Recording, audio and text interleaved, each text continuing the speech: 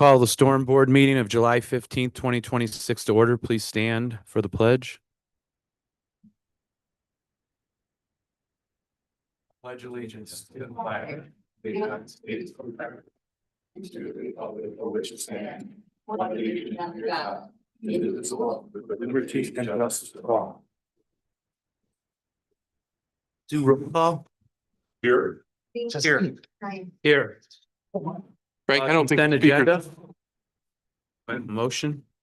So Motion to approve the minutes from June 3rd, 2026 claims for the period of 5/29 through 7/8 in the amount of $191,246.43. Financials for the month of June 2026 in the Public Works Activity Report. I would like to second that motion. I have a first and a second. Any discussion? Sue? Yes. Yes. Yes. Report Director Stormwater, that'll be me. The only thing I have to report to today are two things. One, I'd like to thank Jeff Dvorak for this rainfall analysis he gave us. It's in the packet. I think you should take it home, look at it. It kind of tells the story of what we've been going through. That this 2026 is a year that's definitely up there. The other thing, I'd like to invite anyone that would like to attend Tuesday, August 4th. I'm hosting the NISWAG meeting over at the Plum Creek Center. So that's Tuesday, August 4th at 9 a.m. for anyone that would like to come. They're more than welcome. So we can move on. Attorney's report. I have no report for this evening. Everything is hot, straight, and on. Consulting engineers report, Joe. Thank you, Brian. As Brian alluded to, it rained a lot this past month. So a little bit with the flood forecasting emergency action plan on June 10th and 11th this past month. The 213th Street gauge recorded 4.5 inches of rainfall in 28 hours. That then shot Hart Ditch up at 213th Street, 10 feet. It reached a gauge height of 12.3 feet. Two-stage ditch over here by Town Hall was completely full, or not completely full, but way up over its banks, working like it was intended. Next, Northgate or two-stage ditch, what I just mentioned, no update. Northgate subdivision, Seabell's still designing pump station, designed to be completed sometime this fall. Ordinance. One second, Joe. Dave, do you know if did we get anything from Adam on a closing for that Calumet property? No, on No. Monday's meeting, he said it was soon. Soon, okay. Because we're on design for that, so I just know we're gonna have to close it soon, you know, to Okay. get that going. But because I thought Thomas said maybe like September for design. Yeah, I gotta check in with September, our August. mechanical, Okay. John Crusoe, Okay. so. Look into that. That's public works. Ordinance and technical standards manual update. I think Thomas is handling that. I'm not familiar. with Yeah, we're gonna updates be or- doing one here pretty soon. I think we waited one more month. He's gonna maybe bring it next month. It's just some updates standard to the ordinance that we gotta do, and then we'll pass that to the town council for adoption. Okay, great. Sandy Ridge construction's ongoing. Coordination with NIPSCO for the new service line and the pump station is also ongoing. Update there. If anyone hasn't been, we were just out there and the sidewalks in, Dave. So if we can get some pictures of it to show people that, hey, this is gonna be a nice amenity from Boulder. Now you can get to the park and it looks really nice out there. I Yeah. do have a concern though about that project.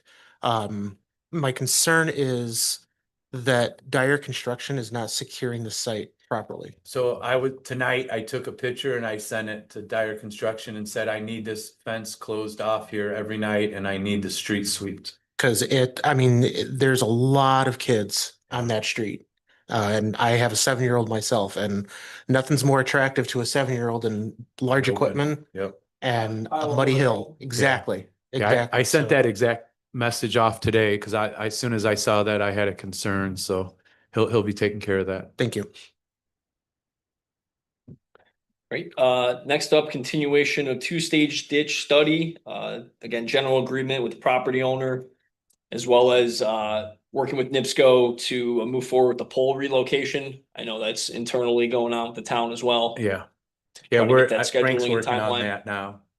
For the CVS 2-stage to move forward, we have to pay NIPSCO the money for the relocation. So I know Frank's working on that. Then from reviews, there's two. It's new fuel station at US 30 in Pleasant Springs Lane, right along Dyer Ditch there. The application was received on June 18th, and then comments were sent to them on June 29th. I've had a little bit of back and forth with the design engineer, so we're getting that straightened out moving forward. And then the M&M Auto complex or building at 1225 Sheffield Avenue. Received that earlier this month. Review in progress. I actually had a phone call with James Huss over at DBG today, so I know there's some things Yeah, you going can- on there. Yeah, Yeah, so we'll wait to see what they resubmit. sounds good. Thank you. Town Council Liaison Report, Mary? Hello, we have a couple of things to discuss, and number one is the fact that we have so many homes that got inundated, their basements are flooded, and the reason I know that is because as I drive around the neighborhoods, I can see them piling everything up. And I've learned from personal experience that Allstate is 3 weeks behind, so when our basement flooded on the 24th, I immediately had a new sump pump put in. But the guy came from Allstate 3 weeks later to do an estimate. He said, I can't even touch anything in Dyer. The people that do the clean out, they were in they were in Briar Ridge and Munster yesterday, because they said they're so far behind that they can't get ahead. So, this is my feeling about, this is what I call the ripple effect. It's not just one thing, we'd have all this rainfall and then what happens after that. It's because so many other people are affected by all these things. And there are residents, if you're cleaning out your basement, that's not a good thing. And on top of that, there's mold and everything else that you're having to deal with. And I know that I am not the only one by far that's been doing that. And what is it going to do? It leads to you getting sick after a while because you can't handle it. Hopefully they will get ours done with the next 2 weeks. They'll get it all cleaned out down to the studs in the concrete down the basement. And I mean, we have all kinds of carpeting and all kinds of things down there. But all I'm saying is that it's affecting a lot of our residents. And as I drive around and I see all these people that are dumping these out of their basement, we need to do a better job of stormwater, making sure that we're providing for them so that the stormwater leaves, and it's not always going to be some pump failure. It's going to be stormwater and it's going to be seepage, whatever it is. We've got two pumps that we're looking at right now. Obviously, the one for Northgate and the other one, Shannon's Bridge. We need to keep on that and make sure that we get that as soon as possible because those people really need it. I mean, the one house in Briar Ridge, I know that they had 3 sump pumps give out. What are you gonna do? Yeah. And their basement is flooded. So I think it's our responsibility to make sure that the people are safe when we have all those downpours. And I know, it's not us, it just happens, but we need to be aware that we need to be prepared when that happens. But I'm really glad to see Thornton Quarry hopefully is going down, even though it smells to high heaven. So maybe that'll help a little bit. Believe it or not, when I was in college, I did a whole paper on this Thornton Quarry about how they were going to use it for stormwater. So and now that I'm reading that, it's almost full. But people are complaining how bad it smells. Well, because of the bacteria, what do you think it is?